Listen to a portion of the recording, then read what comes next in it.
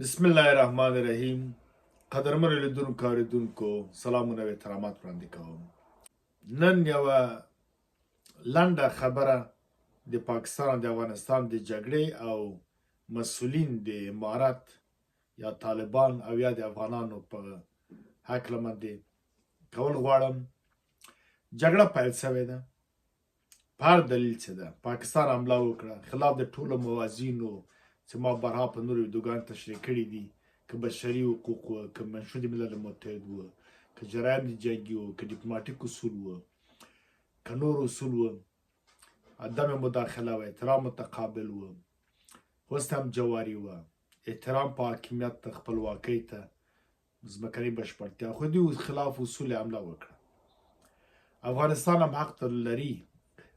همدغه اصول حق ورکړی، هم بشري، هم اخلاقي، هم شرعي، هم موضوعي، هم نړیوال قوانینو چې له ځانه دفاع وکړي. دا حق فرد هم ورکړی، ګروه ته یې ورکړی، ملت ته یې ورکړی، دولت ته یې ورکړی. اوس جنګ جګړه شروع شوه، پیل شوه. دا چې انډول برابر ده که نه، دا بیا بله مسله ده. د افغانان همیشه جګړو کې انډول نه و برابر. دا به مورال او همت ډېر قوي وه. پنجابیان ګورئ بس مورال نه لري. بنګالیانو ماته ورکړله ده، 93 نه لږ جامې وویستلې. خو په هر حال جګړه پس اوس څه کول پکار دي. دا جګړه کیدای شي یو پروژه د امریکا لخوا ورکړل شوي چې مثلا سیمه ناارامه کړي، دنده یې ورکړي په دوه جهاتو، یو چې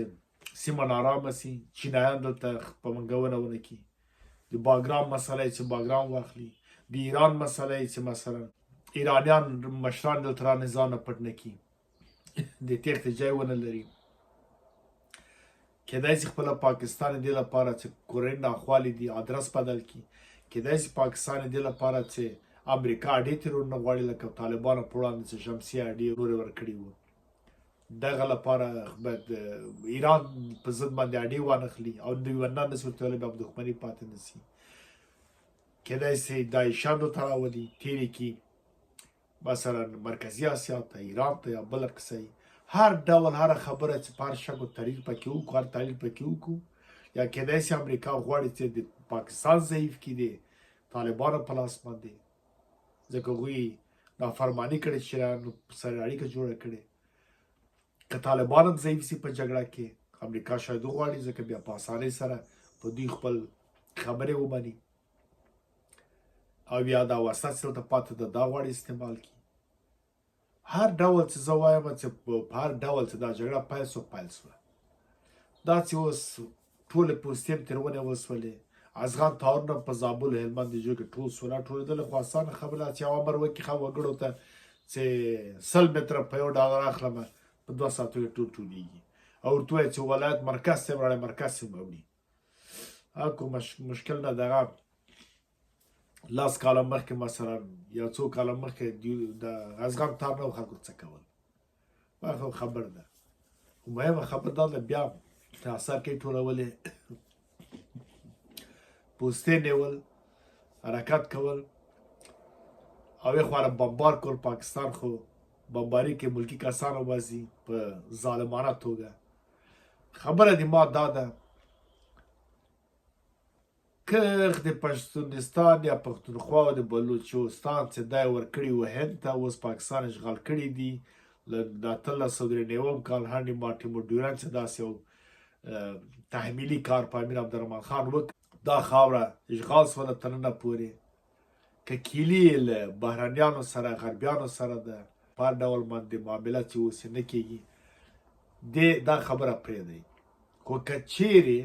زما هیله دا ده د طالبان له ټول نه چې ځمکنۍ حمله پاکستان مخه نسي نیولی، نه یې د پوځیان راتلی سي مخې ته. هر څومره بمباري څوک خپله ملک خرابوي، خلک نور ورپسې جګېږي، او په بمبارۍ یې په اور جګړو خو افغانان تکړه سوي دي. پېښور او کوټه ترې ونیسئ. یو حمله شاګرس ماګرس مه کوئ، پرېږدئ چې حرکت وسي، لاړ شي، دا تر فتح کوي. کله چې ونیول سولې، دې فکر کې مه اوسئ چې دا کیلي یا ملاتړ د غرب په لاس کې ده، یا د پاکستان د بادار په لاس کې ده. کله چې ونیول سولې، خپله بادار بیا وایي چې اوس دا خو ونیول سولې، په سیاست او پالیسۍ کې تغییر راوړي. او دې نه مخ کېږي دا د ټیک ټاکان یو څو نفره چې پنجابیان یا مور پنجابی د ګل خانان چې وینه د پنجاب لري او بعضې خبرې کوي د پښتنو په وړاندې او علي جناب بابا او دا قصې ذهن کې ورکړي دا لکان جدا دي په اصل کې عمومیاتو کې همدا اوس بلوچان ګوته په ماشه دي او د نصیر خان بلوچ په 1940 کال کې په شیر سرخ جرګه کې لستر احمدشاه بابا رحمت الله علیه سره لاسلیک کړی ده او تعهد یې کړی تر چې افغانستان د بلوچستان به د دوی تابعیونه کې راځي او باید به تیر کوي او باج به ورکوي دې خاوره بلوچستان به افغانان دفاع کوي دا په فتوای شاهي کې ستا تر اوسه پورې ثبت ده که دغه شرف فساد غلا کړنې په ارشیف کې وایي وګورئ محمود حسیني دا لیکنې کړي دي دا کتاب فتوای شاهي ساتلی ده دا تعهد تر اوسه نه ده مات دا ژمنه سوې تر اوسه پورې خپل ازادي غواړي بلوچان پښتانه باندې ظلم و ستم د سوی خپل غواړي خپل ښځې او نران د دوی تری تم سوي دي او دوی په دې پیږي چې موږ پښتانه یو یا بلوچان یا افغانان یو خو موږ پنجابیان کېدای نه ځو پنجاب دوی ته هېڅ حقوق نه دي ورکړي پنجاب آباد ده دا فدرالي ده دا ایالتونه دي ایالتونه خو مساویانه وي دوی ته ګوره وضعیت حالت او د پنجاب ګوره ژوند زندګي تخصیص دغه ته ګوره خو دوی ته ګوره سیندیان ناراضه دي کشمیریان یا ازادي غواړي یا هندوستان سره یو ځای کېدل غواړي شرایط هلته مطلق آماده دي خپله د کوزې خوا پښتانه ګیلې لري هغوی وایي چې تاسې عمل وکړئ چې موږ اعتبار وکړو ځکه څو ځله بې اعتباره سوي دغه حقیقت باید موږ ووایو دا باید ومنو چې ویدو اوږده نه سي کله چې رنجیت سنګ حمله وکوله په همغه 1813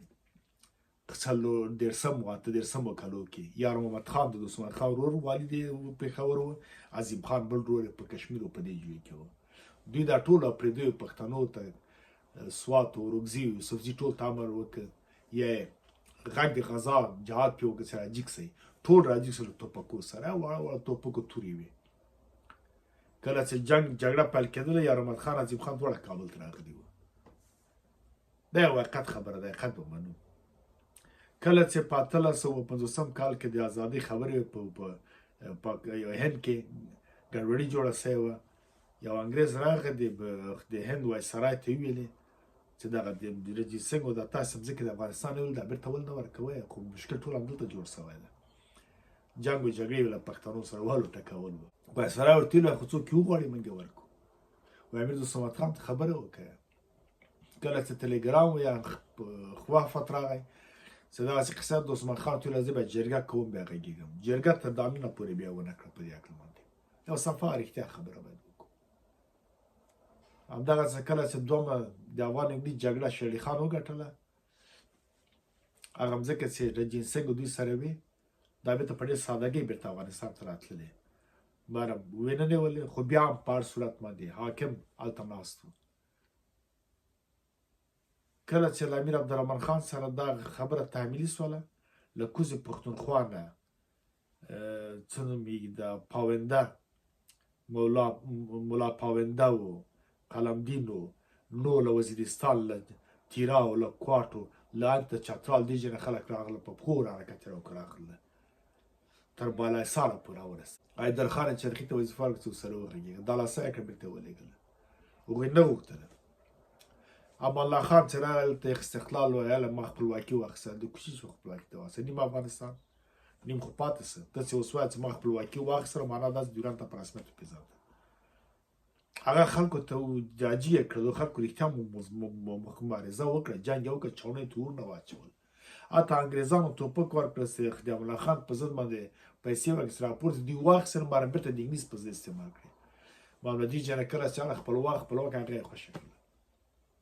خان عبدالغفار خان راغی وایي دلته ښځه کابل کې اوسېږم نه کابل کې مه اوسېږه ته بهتره چې همالته په مردانو په صحابیو په سوات کې په هغه ځای کې اوسې 400 دې ځای کې ښه ده موږ ته د هغوی اعتبار کول د ظاهرشاه په وخت کې یو وارې حمله وکړه په 1955 کال کې خلکو فکر کاوه چې خلاص نو دی له هند سره مصروف شي هند هم ورته ویلې چې خپل ځمکې دې واخله چوپ کېناست د انګرېز له ډاره په 1901 کال کې بیا بنګال ازادېده شیخ مجیب الرحمن او هند دا ټول جنګ شروع سه دی بیا ورته چوپ کېناسته په 1940 کال کې پاکستان جوړېده، تقسیمات و هند تقسیمېدو، خو دا خبرې دی ونه خپله خاورې ته تقاضا ونه کړله. نو بنا کله چې خلکو پرچم کړو چې هغه خواته حرکت وکړي، د مجاهد په نوم باندې شر او فساد او مفسدین غله رباني دیران نور هم ورته لوټ کړ، وطن وسله اردو هر څه له منځه یوړه، امیدګل راوس مشاورې کړ. نو هغو خلک خو ګناه نه ده، دا وشه باید موږ ومنو، اقرار باید وکړو صادقانه. خرڅ هم کړه، نیم هم کړل. حبیب الله خان هم پکې امضا وکړه په 1905 کال، امان الله خان بیا بل امضا وکړه په 1920 کال. خو دا امضا یې داسې وې چې بې اعتباره کېدلې، ویلې شرایط پکې وو. اوس دا خلک موږ به بېرته راولو. هغه داسې کېدای شي چې اوس ځمکنۍ حمله جنګ شروع شوی ده، جنګ پیدا کله کله فرصت راځي، که ښه یي که خراب وي، که خراب حالت هم یاد سم وي، هوښیار ملتونه، هوښیار سیاسونه، هوښیار زمامداران له هغه نه ګټه پورته کوي، ستراتیژي ورته لري. اوس نو حمله باید وکړو، حمله سوې ده.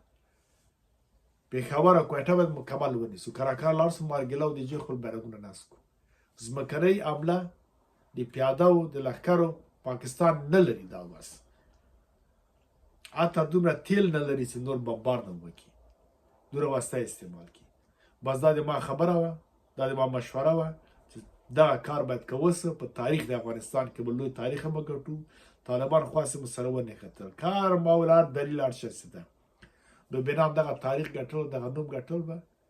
ډېره ښه خبرې، خپله خاوره به هم بیرته یوځای شي، افغانان به هم سره بیرته یوځای شي، لوی افغانستان به هم جوړ شي. د احمدشاه بابا کوم میراث یې پاتې و هغه هم بیرته راټول کړو. ټول حاضر یو چې له هره لار نه، که د میډیا، د خبرو، د قلم، د ټوپک د هر لار نه کېږي، افغانان حاضر دي او دا کار کوي. لر او بر به ټول بیرته افغانستان سره لامونه ته راباسي، نه به خپله خاوره وي. دا د ما خبره وه او دا ډېر اسانه، ډېر ښه وخت ده، کېدای شي او دغه وخت ده، نور بل وخت ته بیا کتل نور چانسونه به لاسه ورنه کړو. ومن التوفیق، عزیز مارج.